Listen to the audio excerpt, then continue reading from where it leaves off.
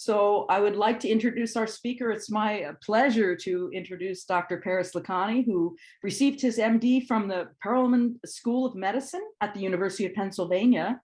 He did his internship at Albert Einstein Medical Center and then did residency and fellowships at the Hospital of the University of Pennsylvania. He's board certified in both diagnostic radiology and nuclear medicine.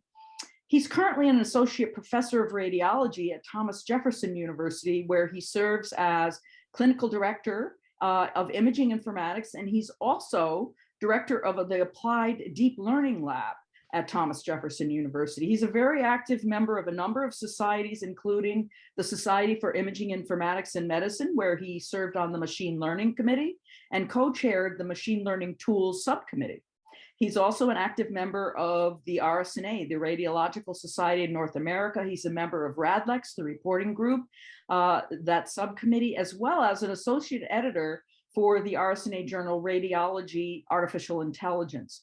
He's authored over 100 peer-reviewed publications and scientific abstracts, mostly in the field of imaging informatics, as well as artificial intelligence. And his first paper in artificial intelligence was back in 2017. And it's highly cited, actually, and it was an application that detected pulmonary tuberculosis on chest radiographs. This particular paper won him the Alexander Margulis Award for Scientific Excellence at the RSNA in 2018. We're delighted to have Dr. Lakhani here to speak to us today, and his title of his talk is AI in Radiology, Opportunities and Challenges of Real-World Deployment. So Dr. Lakhani, please go ahead and share your slides. Sure. Well, it's an honor to be here today, and thank you very much for the introduction. And before doing see, can you see my screen, by the way? I don't know if I'm sharing the screen. Okay. Perfect. With this slide. Okay. Yeah, even before doing AI research, I was really mostly involved in informatics. And I remember as a medical student, one of my mentors was Kurt Langlotz, and he's now at Stanford and head of the CMIMI lab at Stanford. But it was, to be honest, I was deciding between radiology and internal medicine as a career. And the reason why I went into radiology was because I loved informatics. And I looked up to people like Kurt and Dr. Andreol, because they were really inspirations for me. And so it's nice to kind of come back full circle and give a talk, on AI. But, it started a while ago, really in imaging informatics. And I do feel like at some point, AI, is part of imaging informatics, and we're kind of going full circle, because this talk is really more about not really the AI aspect. It's also about how do you apply it in your institution and how do you implement it? And a lot of the strategies involved in that as well, which kind of goes under the umbrella of informatics. So there's been a lot of speculation about the future radiology, and this is just an image of a radiologist at the workstation. And, could this be the future where you really don't need a radiologist? You have an empty chair and maybe your EHR directly communicates with one or more AI servers, and they just kind of give a report and show some nice images. I mean, is that possible?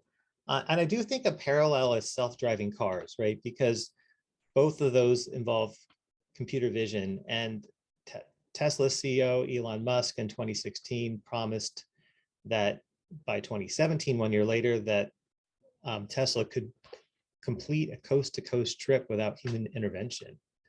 And of course, nothing, they weren't close to that. And then in 2020, last year, they said they're very close to level 5. Level 5 is like the highest level of autonomous driving.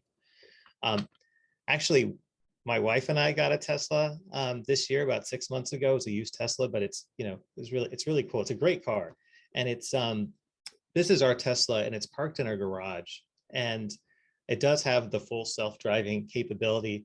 And I thought it was funny because I don't know why, but for some reason it thinks there's a bus in our garage, and it just goes to show that computer vision is really hard. It's they have some of the best talent, but it's hard to figure everything out and every situation out. But it's a great car nevertheless, but I thought that was interesting. Uber CEO, Mr. I'm going to try to pronounce this name, Khorshani, he in 2018 had predicted that self-driving cars would be picking up passengers in 18 months. But, you know, in 2020, after more information and experience running a self-driving car unit, he admitted that fully autonomous vehicles were likely 10 to 15 years away. I mean, there has been quite a bit of progress with autonomous cars, and some of the companies have been more successful, but it's very hard to do. Bill Gates has been quoted as saying, you know, people tend to overestimate what can be done in 1 year and to underestimate what can be done in 5 or 10 years. And if you look at this curve, which is the Gartner life cycle, and many of you have probably seen this curve before, and it talks about emerging technologies. This is the Gartner life cycle from 2015. And at the very top of the curve are the peak of inflated expectations when there's the most hype, right? And in 2015, autonomous vehicles were at the top of the curve. But I would say now in 2021, we're in this plateau of productivity. We realize it's really hard to build self-driving vehicles, but they're probably going to get better every year. It's just going to take some time. And I feel like healthcare, like AI in healthcare, is following a very similar slope, right? There was a lot of hype, and now we're in this, you know, this area of productivity. But how long this plateau is and how long this slope, like how slow the slope is going to go up, it's hard to say. But I do think we're moving in the right direction. So maybe this is the more immediate future of radiology, right? So I'm going to play a video. So there are many solutions like this. This is just one solution. This is actually from a vendor, and it's just a lung nodule identification tool. This is what we have, this tool at Jefferson. You know, but there are other tools that are like this. And the idea is, rather than me as a radiologist having to scroll through, actually, you know, we have about 400 to 500 slices now on a typical axial thin section CT. You know, there's a lot of slices to scroll through. It's much easier for me to see, you know, the 5 or 6 nodules that an automated solution finds. And it also creates a nice structured report. So I can, you know, I can put that into my dictation client, you know, and, you know, there are other solutions that are like this, but I think this is more of an immediate solution that we can use now. And you might see more solutions like these, where a radiologist is working with AI to help produce a better report. So there are many use cases for AI in radiology. And for this talk, I kind of wanted to focus on one of them, but here are just some examples. You know, there's critical results. You can use it for reporting or workflows. It can help with staffing, scheduling, patient prognosis, cancer imaging, right, with tumor measurements, image reconstruction, that's a very hot area, order decision support, right, like picking the right study to order, and then even education.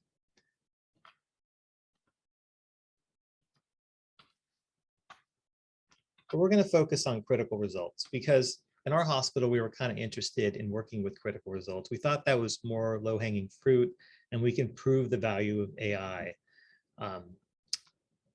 So this is going to be our use case for implementing AI in the real world.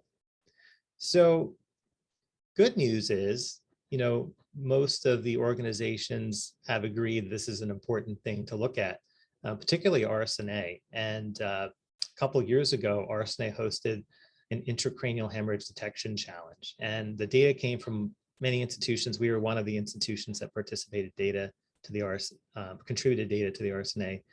And Dr. Andreol is on this committee, right, that helped host this challenge. It's a lot of work to host challenges, so we're very thankful for all the work that they do. And my colleague, Adam Flanders, also was part of this challenge and helped get the data annotated. But what's great about challenges like these is once the competition is over, not only do you have some great models, championship winning models to learn from, you can also, there's also quite a bit of literature that comes out. So this was a paper that came out a year after the challenge, and they describe their techniques, and you know, these are heat maps of where the hemorrhages are from their model. So it does lead to even academic output.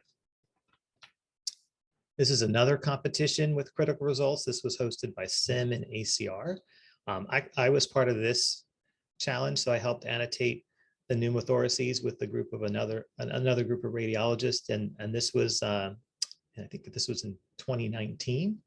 And this was a segmentation challenge. So the idea was not only to identify the pneumothorax, but also segment the pneumothorax. And you can see an example image on the right. More recently, RSNA hosted the Pulmonary Embolism Detection Challenge. This is just some examples of acute pulmonary emboli on contrast-enhanced CT. And so another great effort by the RSNA, and this also led to a number of models that are publicly available. So there are many different critical radiology findings, but we wanted to focus on 2 use cases. So one was acute pulmonary embolism on CT, and then significant pneumothorax, which one can construe as either moderate or large on chest X-ray. So first, we're going to talk about acute pulmonary embolism and considerations for real-world deployment of AI. So a couple of things I would say is before you deploy an AI solution, there are some important questions that you have to ask, right? Like for PE, what is the incidence of PE at your institution? Like total incidence, outpatient, inpatient, and ED? And then what's the minimum acceptable classification accuracy? And this could be on a patient level, but it could also be on a slice-based level, depending on how your model runs. And you're going to want to know what's the sensitivity, the specificity, the positive predictive value, and the negative predictive value. And then what problem are you trying to solve? And that is going to be institution specific. Are you interested in improving accuracy and quality? Or what about turnaround time? Maybe you can't staff nights as well, or weekends, or both. So for our institution, what we were hoping to solve is that it turns out that outpatient CTs are not sometimes read until a couple of days later. We're just so backed up, particularly since we do outpatients on the weekends also. And sometimes, not often, but sometimes, rarely, we do notice that an acute PE is not found until a few days later, because these studies are not labeled as stat. These are routine outpatients, but some of them have a history of cancer, and they do have risk factors for PE. And it's not a PE protocol CT, it's just a routine CT with contrast, but sometimes you can find PEs on those studies. So this was one big problem that we wanted to solve. And then even inpatient CTs are sometimes not read till hours later, just because we're so backed up. Again, we try our best, but this was another problem we were trying to solve. And then we also wanted to improve standardization and quality, if possible, and then assist our trainees at nighttime to because it can be stressful being a trainee at nighttime, a lot of phone calls into the reading room, and then they have to read all these studies. So it's just something that can kind of make their lives a little easier. So what are some important questions to ask before deploying a solution? Again, going back to those same questions as before. So we did a little digging at Jefferson. We wanted to find out what was the incidence of PE. So last year, for all PE protocol CT studies, 11% were positive, meaning we did 5,400 studies roughly that were to rule out PE, and 600 were positive. This doesn't really actually include the incidental outpatients so much. This was mostly for this data mining exercise, it was really our CT PE protocol studies. And then we wanted to ask, what is the minimum acceptable classification accuracy? So if we look at our data, right? So this is our data in a table. We had 5,400 studies, about 600 were positive, and that meant about 4,800 were negative. And we do 450 slices for our thin axial sections on our PE protocol CTs. I looked at 10 consecutive positive studies, and I ballparked the number of positive slices per study. That means if a study is positive for PE, how many of those slices are positive? It's about 75, but it varies. On some studies with like a small subsegmental PE, you're talking about 5 or 10 slices, maybe even 5. But there are some slices with massive PEs where you're looking at 150 slices that are positive. So on average, it was about 75 for the 10 that I looked at. So let's just go with that number. So that means if you're looking at all the slices, there are about 2.4 million slices for all our CTP studies that would have to be analyzed by an AI algorithm, of which only 45,000 slices would be positive and about 2.2 million slices would be negative. Actually, I think I did this math wrong, so I apologize. But you get the point that a fraction of the slices are going to be positive, and in this case, it's about 2%. Now, again, we're looking at, if we look at our prevalence in this case, just as a reminder, our prevalence is about 11%, just doing the math. Okay, so let's take a hypothetical example, right? You have an AI algorithm with a 95% sensitivity and a 95% specificity for identifying P. That's a pretty good algorithm, right? And if you were to look at an AUC curve, it would be about 0.99, and some people might consider this state of the art. P is a tough problem to solve, right? So this would be a pretty good algorithm, I would think.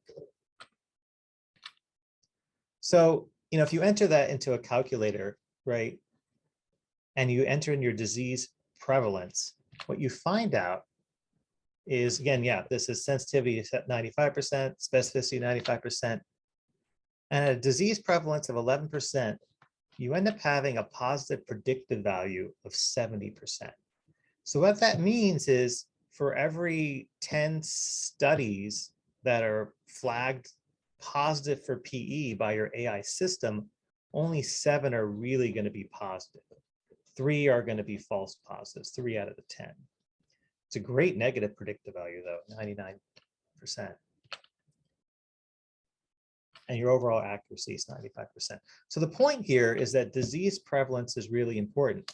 The lower your disease prevalence, the lower your positive predictive value is going to be. So, for example, if we take the same data, the same accuracy, 95% accuracy of your algorithm, but we change the disease prevalence to 5%, which might be the case at some hospitals, right? Maybe they have a lower disease prevalence.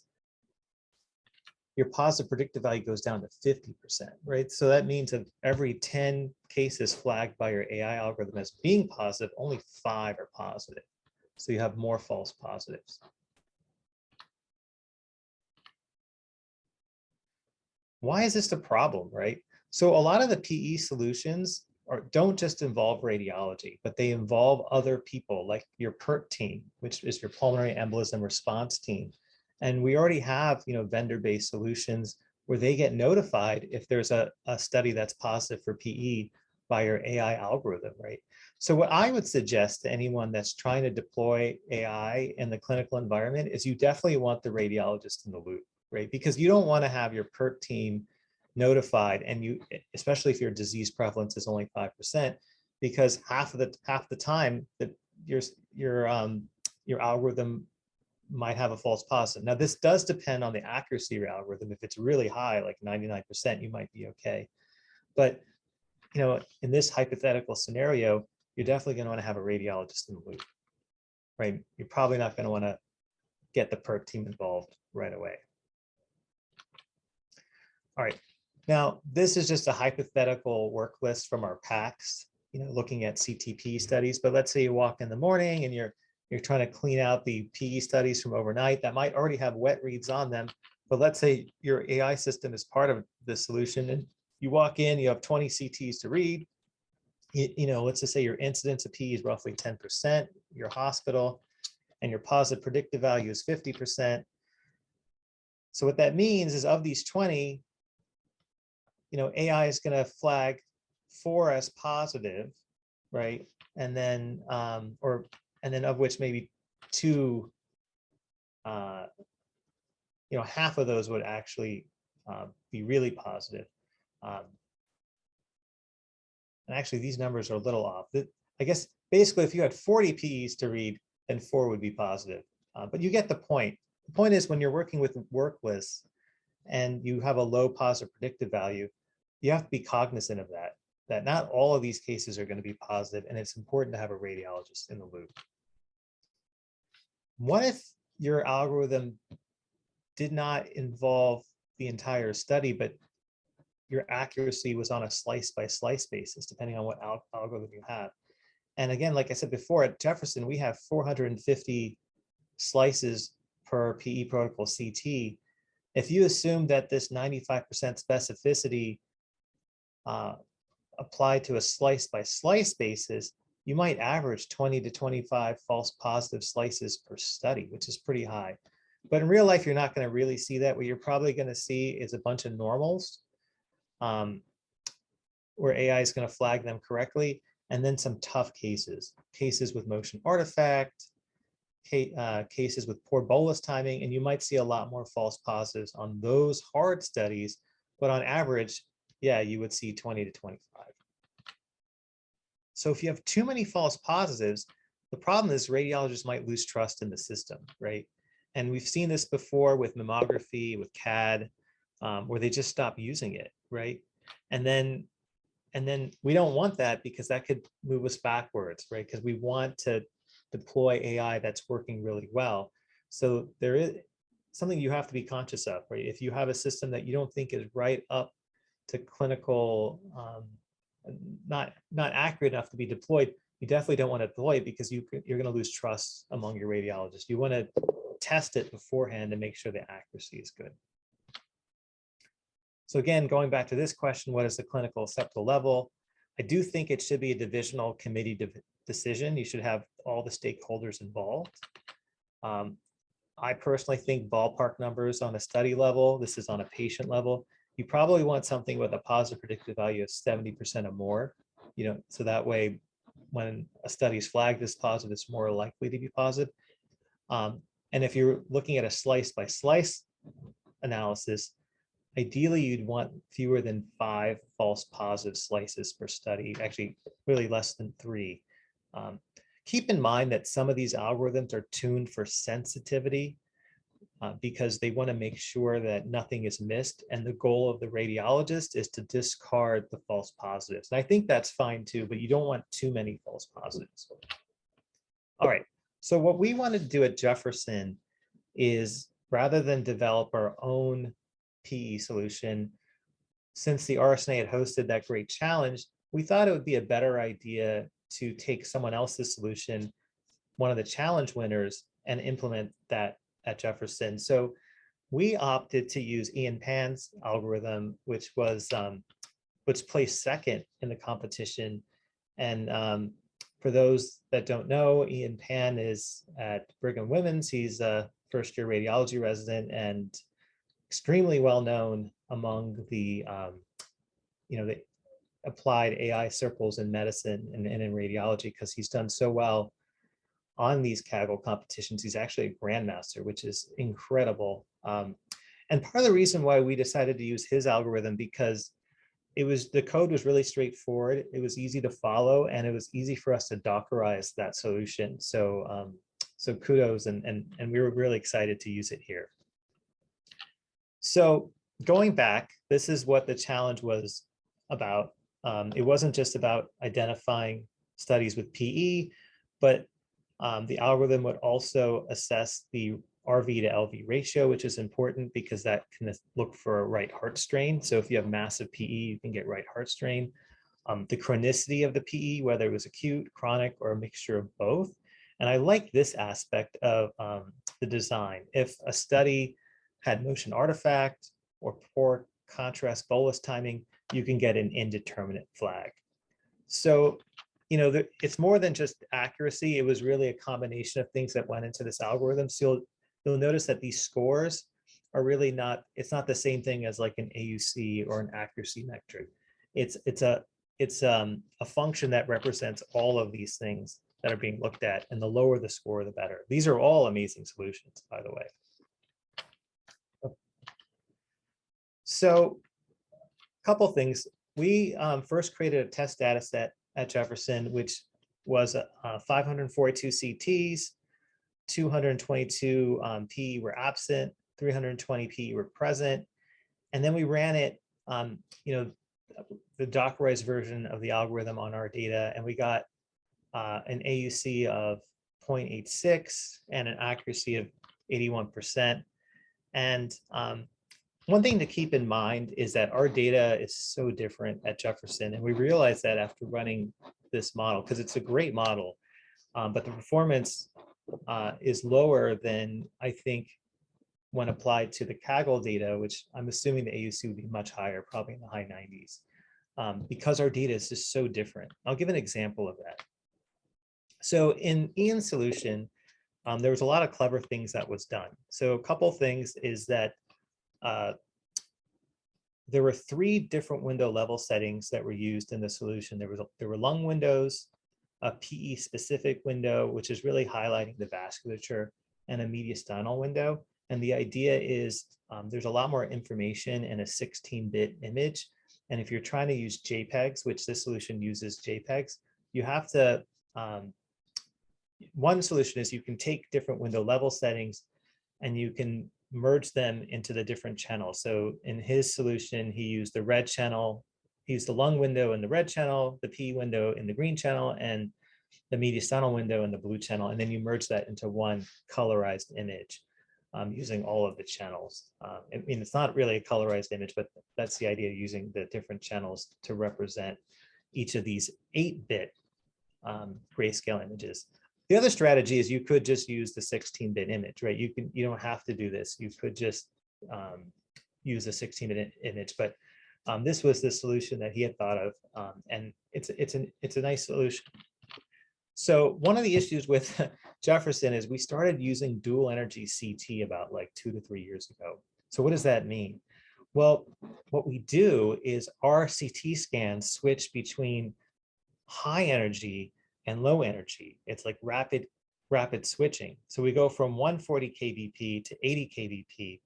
So we go from high energy to low energy. And the idea is iodine or iodinated contrast will stop high and low energy differently. Meaning if you're shooting low energy X-ray photons, iodine's more likely to stop those photons, which results in a brighter image. And apologize, my light went off. And therefore, you might see the PE better, right? So this is an example. So on the right image, this is from Jefferson. This is our 80 kVp image, which is low energy. It's the average energy is 50 keV. And on the left side is our 140 kVp image, which is a higher energy, and the average energy is 70 keV. And what you'll notice is if you put a region of interest in the right ventricle, which simulates what's in the pulmonary artery, on the low energy image on the right, you get a Hounsfield unit of greater than 600, which is phenomenal. And on the high energy image, you get a Hounsfield unit of around 200 to 250, which is still diagnostic and excellent as well. But what you'll notice, this is a patient that has PE. And in the right lower lobe involving a segmental branch, you can't even see the PE on these dual energy images at the mediastinal window that Ian used, because it's so bright, you can't see it, but you can definitely see it on the traditional, on the high energy image. So this is possibly why we didn't get as good performance. Our studies are just so different. We just started this project, by the way, so we really haven't done our due diligence in trying to figure out the reasons for the lower performance, but it's probably stuff like this. The other reason is COVID. We have had so many CTs with motion artifact, ventilated patients that can't hold their breath, severe parenchymal opacities. It's even hard for us in radiology to tell if they're PEs or not. I mean, this is kind of like what we're looking at. Imagine AI, and I think it's just becoming more challenging to get high quality studies in the COVID environment because patients are vented, they can't hold their breath. So this could be another reason, to be honest with you. So these are all challenges in implementing an AI solution, especially to get it to perform accurately. So, oh yeah, and this is just one example of why it's tough. So the radiologist read this study as no PE, and I looked at it, I don't see a PE, but there's an area there that some people might say is a PE. And it turns out if you go 2 slices lower, it's completely opacified normally. And if you go like 1 slice up, it's totally opacified. So I think it's artifact, but these are the challenges in reading these studies. I can imagine it could be tough for AI too. Okay, other challenges. I just gave you a couple studies to look at. but our health center now has 18 different hospitals with over 20 different CT scanners, different brands. We have different PE protocols. Some are dual energy, some are not. Different slice thickness, the noise index, meaning how much radiation we give the patient, how much noise can vary. The energy can vary. There's so much heterogeneity, and all of this plays a role in AI deployment. It can be very challenging. So our next question was, well, how do we then optimize this external model at our institution, right? So what we did is we gathered cases and annotated them here and ground truth them in a way similar to the Kaggle competition. And then we trained his model locally on our cases, and we're actually just starting that process, but that's what we're doing right now. We're also realizing that for this model, it might work better with the higher energy images. So we're going to pick that series instead rather than the lower energy images. And then also, this is a wake-up call for our institution. Why do we have so many different protocols? And can we standardize some of this stuff? Because whether we use Ian solution or vendor solution, I think that will be helpful, and to just sort of standardize what we're doing. So these are all things that we're trying to do. So again, so that's going back to PE, and it's an exciting one. And we're really excited about getting this to be optimal at our site, and just wanted to show some of the challenges with it. Okay, so we talked about PE. So for the next use case, I'm going to talk about significant pneumothorax, which could be moderate or large on X-ray. So this is just an image of a pneumothorax on the left. So here are some important questions to ask prior to AI deployment. What is the incidence of a moderate or large pneumothorax? So last year, we just looked at Jefferson Hospital, the main hospital, and there were about 1,100 moderate or large pneumothoraces. We do about 450 X-rays a day, so that's about 3 per day, which seems right, So the incidence is 0.6%. Most of these are inpatient. Now we see a lot of small pneumothoraces, but these are like moderate or large ones. So again, what's the minimum acceptable classification accuracy? And then what problem are we trying to solve? So our problem at Jefferson is that overnight, non-stat X-rays are not read until the next day. And if someone calls the reading room, we will give a wet read. But if it's not an ER study, if it's not labeled as stat, we don't read them until the next day. And occasionally, not often, there are moderate or large pneumothoraces that are not read until the next day or not discovered until the next day. So that was the problem we were trying to solve. So really turnaround time. It wasn't accuracy, because this is not really a diagnostic dilemma like PE. Moderate or large pneumothoraces are very easy to identify. All right, so we did a study a couple years ago. This was presented at RSNA, where we developed an algorithm in-house, and we ran it prospectively for 10 days. And it was only running overnight. So, we do far more many X-rays in 10 days than 949, but it was only running overnight. And the way the system worked, it was grab any X-ray that was unread or not locked by a trainee or an attending. So if it went unread, then it would grab it, and would grab it at 5-minute intervals. And sometimes the system would just shut off.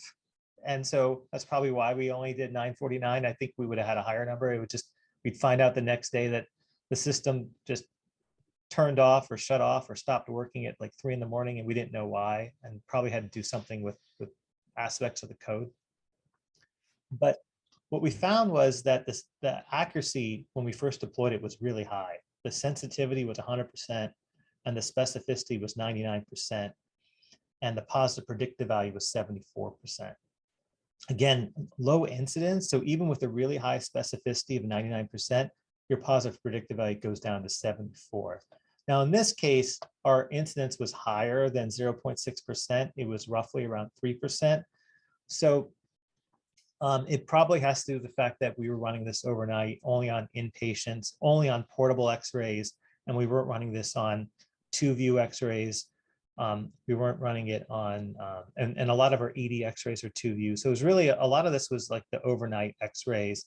And I think we're really trying to capture like a lot of these post-op patients that sometimes develop pneumothoraces. I take that back. It was running on ED x-rays, but it wasn't looking at the lateral. But here are just some examples: large right pneumothorax, moderate right pneumothorax, and it found some small ones too, small left apical pneumothorax. But this is our goal, really, to improve turnaround time. So what we found was for these particular overnight x-rays, the radiologists had a mean and median turnaround time of 60 to 110 minutes, and the AI system was around 5 minutes, again, because it was querying every 5 minutes for these unread x-rays.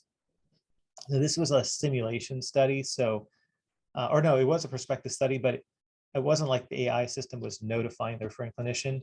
It was just notifying the radiologist with a pop-up.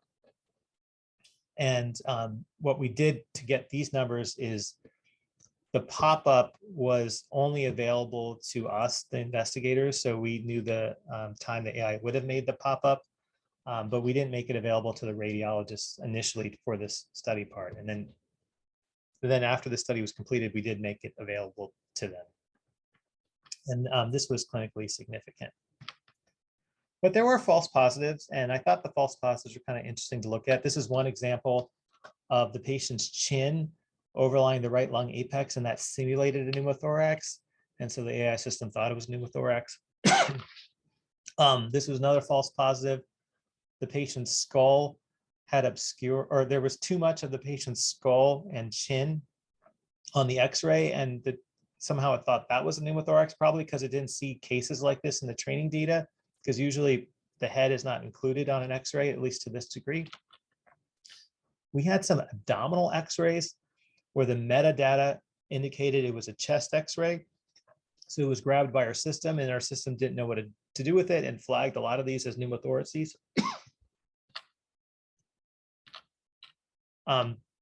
We also found the system struggled with pneumonia. So in cases where there was pneumonia, like in this case in the lower lobes, it thought those were pneumothoraces. And I think the reason is because pneumothoraces are associated with crowded lungs. When the lungs collapse, they can look like this. So perhaps it was looking at that, or perhaps it was looking at the difference in density between the pneumonia and the normally aerated lung that could simulate a pneumothorax. So it's hard to say, but we noticed a lot of false positives. This is another example of a right lower lobe consolidation that it thought was a pneumothorax. This is an example of right basilar scarring that it thought was pneumothorax. And then it thought the dilated loop of colon in the splenic flexure was also pneumothorax. This almost looks like a pneumothorax, but it was actually just right basilar scarring.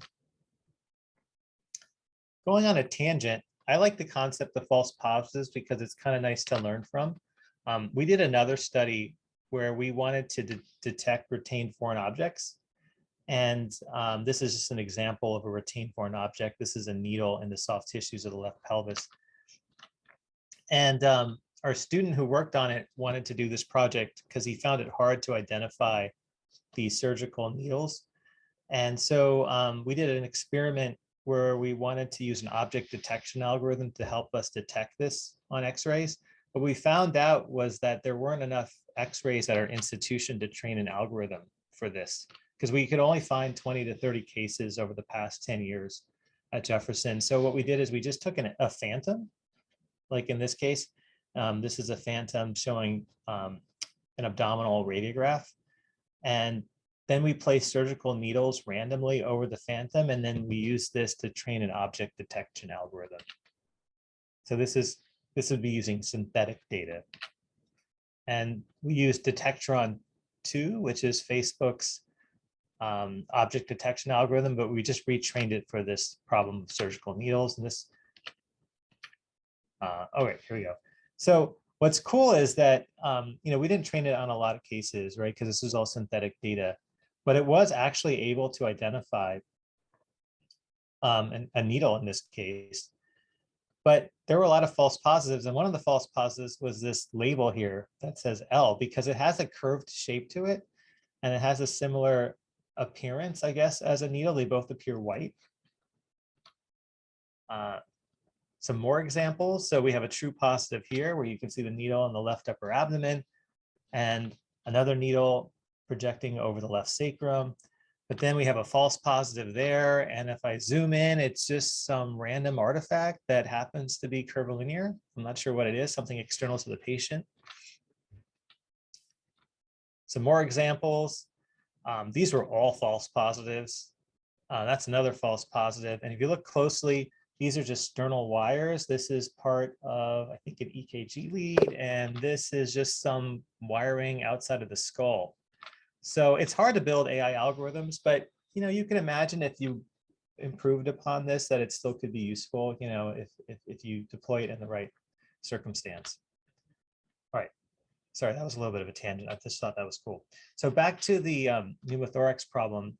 So we took that algorithm that was developed 2 years ago, and it turns out we couldn't maintain our own in-house system for deployment, mainly because it was all home coded. It was a few of us radiologists coded a system that was running live in our production environment, but sometimes it would turn off and it wasn't really production level code. So we decided, and then COVID happened. So we decided to sort of wait on that project. But more recently, we wanted to redeploy that same algorithm with a vendor.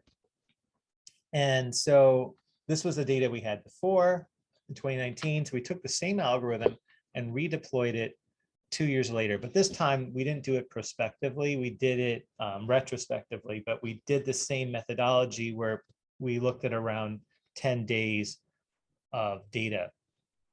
What we found was the accuracy went down. So the sensitivity was still high at 99%, but the specificity went down to 95%. Unfortunately, that meant the positive predictive value went down to 25%. And we felt like the algorithm then was not usable with that low of a positive predictive value. So we wanted to figure out what happened.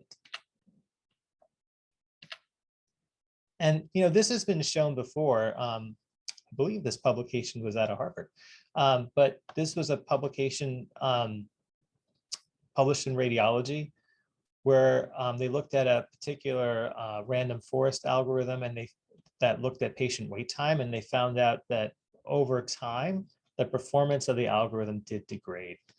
So this is something that a lot of people are wondering about. And we noticed the same thing for this pneumothorax algorithm. So why a decrease in performance?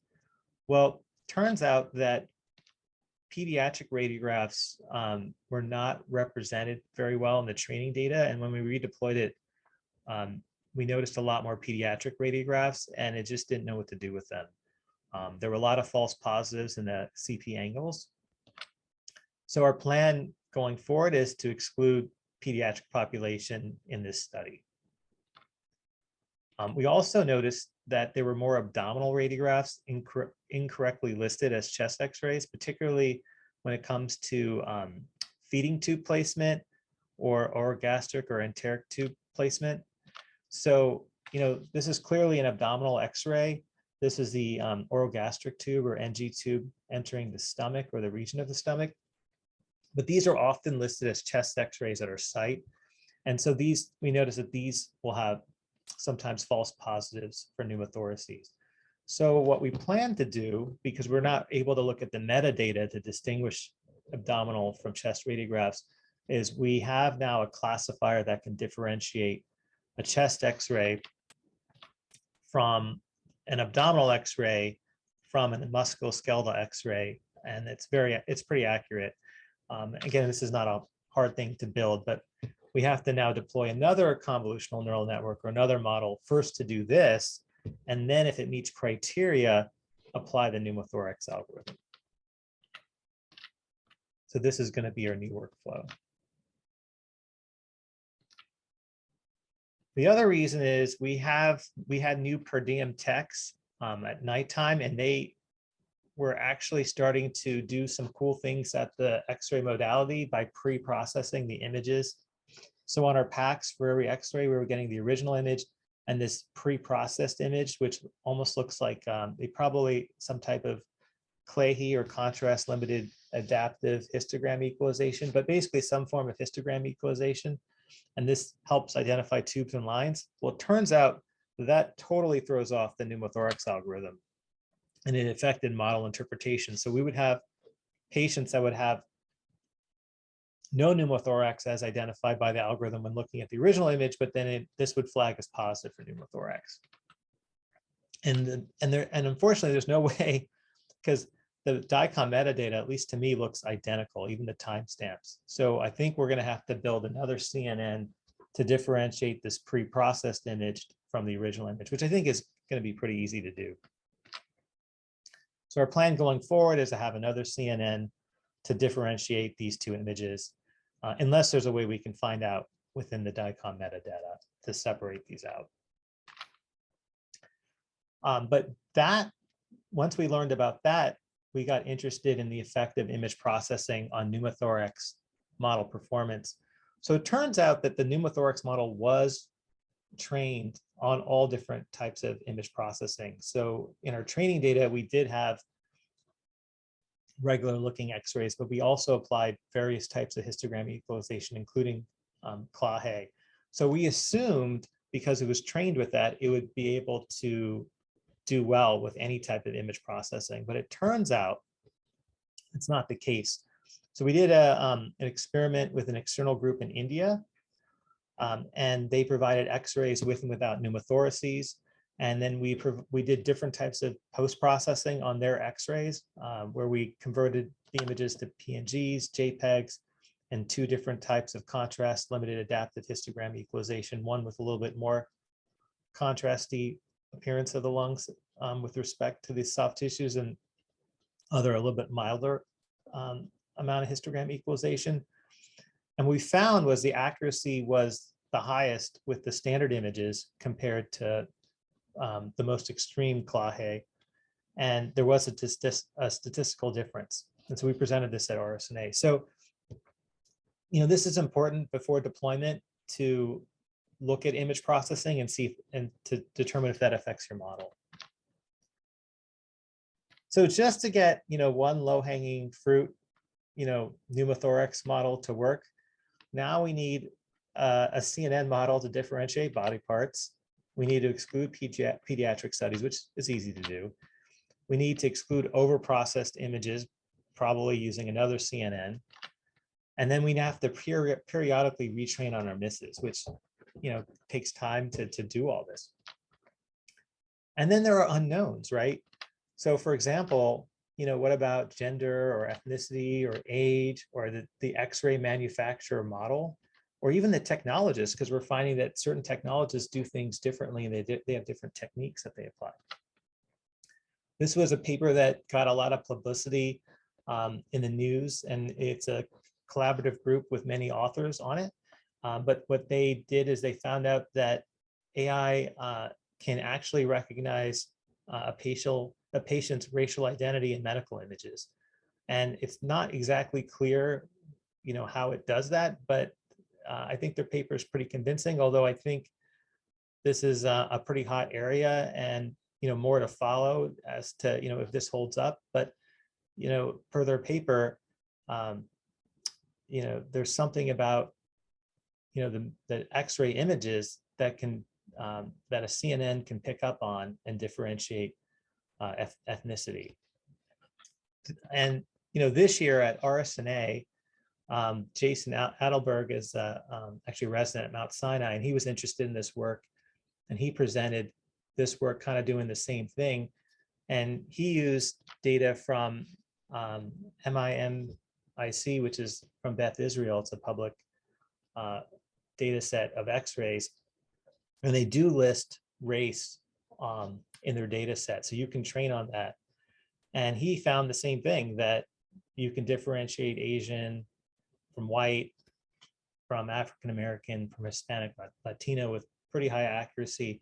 And then he externally validated his model on Mount Sinai data and to a certain degree on ChexNet, which is Stanford's public X-ray database. But ChexNet's a little limited because it only has age and gender. So it doesn't have race. So he wasn't able to externally validate that aspect. But the things that he was looking at is he was looking at self-reported sex. And there was very high accuracy with AUCs close to 1 for differentiating that on the MIMIC, Chexpert, and Mount Sinai database. Age, pretty accurate. This is for determining age into in 10-year intervals, right? Predicting it within a 10-year interval of the patient's real age. Insurance information, so this is whether they had Medicare or Medicaid versus private, and then self-reported ethnicity. So again, this is all interesting stuff, and I think more to follow as to what this means. But when you're deploying AI in the real world, you have to factor this in. If you have a model that was, based off of data that excluded some of these populations, it may not do well in your population if you have a different population in the training data. For those that are interested, he did host his model online, and you can go and you can test out his model live if you want. I kind of did it for fun this morning. I just put, this is like an X-ray from Wikipedia, and it guesstimates the age and male, female, ethnicity, if they have private insurance or not.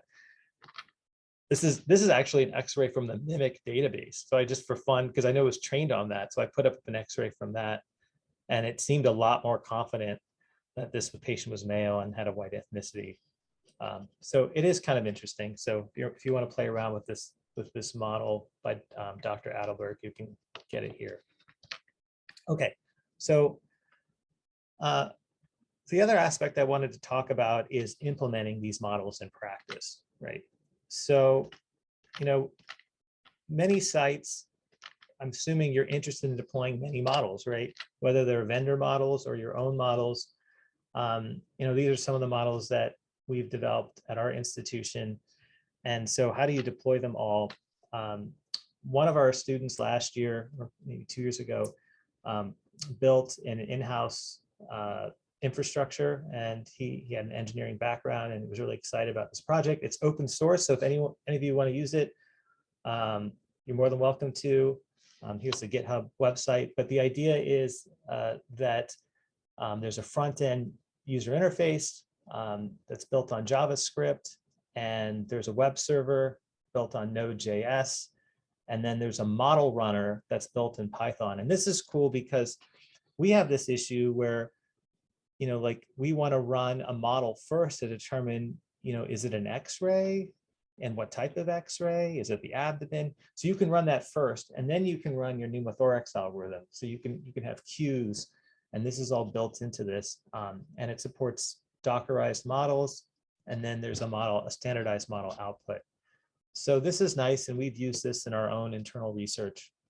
So if anyone's interested, you can get it right here. When you're talking about AI workflows, there are many different workflows that are available. I'm just going to, in the interest of time, I'm just going to quickly go over this. But one idea is a radiologist could make a request to the PACS system or to the AI server for help with a particular use case. Like in this case, maybe there's an X-ray with a pneumonia, and then you can see what the AI says just for that use case, and then you can report your study. You can also have a system where your AI server just queries the PACS, or images are pushed directly from the modality to your server, and then the radiologist can get those results and work with the reporting system, or those results can get pushed directly to your EHR RIS. So there are many different workflow options. You're going to start to see work lists. Like our PACS does not support work lists with AI result notifications, but we're looking into solutions where we can do that. But there are work lists that do that. And so you might see solutions like this, where you have like a critical flag that's been identified as a critical finding by AI. And then you can click on the case and see for yourself if there's actually a PE, for example. But what we do have implemented is our PACS does have a pretty open API. And so we do have a solution where if you're logged onto the PACS, you get a pop-up and just like this, and then you can click on it, and then you get the image, which can show a heat map of the AI result. And so this is what we used for the pneumothorax solution. This was built by Richard Gorniak, who's a neuroradiologist who was at Jefferson, but now he's at the University of Miami. But this was using the API system. So this is what we're doing now. And going forward, we're probably going to continue to use this solution. So our current workflow is that the modality sends to our VNA, which is vendor neutral archive. It's just a big archive of medical images for all of those 18 hospitals. Then we have specific routing rules. And based off of those routing rules, we can route images to any number of AI, different AI applications, right? Because certain vendors only want certain series. Some of these algorithms only want certain series. And so we can push those to the right places. And then the results can go to PACS. And then we can view them using our API solution. So that's what we're doing right now. And we hope to continue to expand this. So I just want to thank the entire group at Jefferson that has really helped with all of these projects, and particularly the top two, Dr. Flanders and Dr. Gorniak. They've been really helpful with a lot of these solutions, and Travis Clark, who open sourced that inferencing solution, which is amazing, as well as many of the other people have rotated through. It's been awesome to work with them, and really excited to have been part of this. And so that's all I have. And thanks again for having me here today. It's been really an honor to talk about the work we've been doing at Jefferson, and just really excited to keep learning about AI and sharing that journey with the rest of you. Fantastic, Paris. Thank you so much. I love the way that you highlighted that AI is not just for detection, but you really need to have a reason for doing AI, and for example, improved efficiency and improved turnaround time and so on.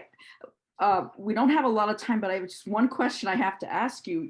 We've all striving to create models that we think will generalize well and get more and more data. Maybe the approach is we get a model that's doing relatively well, and then you have to modify it with your data. What do you think about that? Instead of getting more and more generalized data, it seems that you had to go ahead and introduce the model to your own data.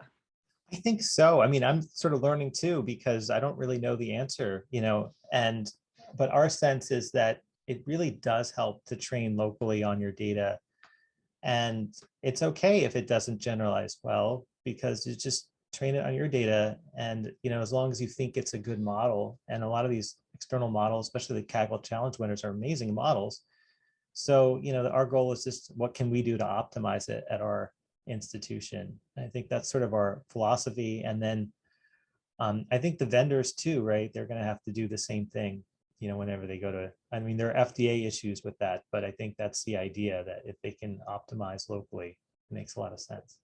No, fantastic. And also the issue of some kind of an AI orchestrator. You highlighted that you can't just build the model and implement it. You have to know, do you have the right series? And often the DICOM metadata isn't going to help you, or there are errors in the labeling. And so you have to recognize the right body part, the right series, and so on. So there really is a lot of activity, including monitoring the model after you've implemented it to see if it's changing. So I think this is great work that you're doing and having this implemented. We did have one question.